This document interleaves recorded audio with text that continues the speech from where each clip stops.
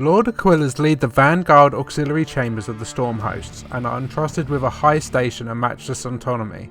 They have waged a shadow war in the God King's name since the first days of the Age of Sigmar, and now they are openly bringing the fight to his enemies, fighting alongside the strike chambers as expert hunters and masters of ambush and flank attack. Instead of being chosen for standing fast in the face of overwhelming odds, the Lord Aquilors catch Sigmar's eye for their unfettered spirit and keen minds.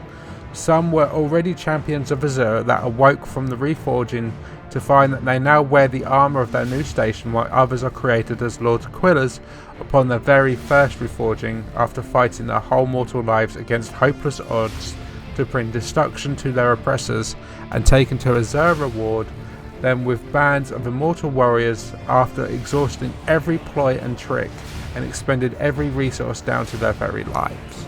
Come build, collect and play. Check out your local Warhammer store for more.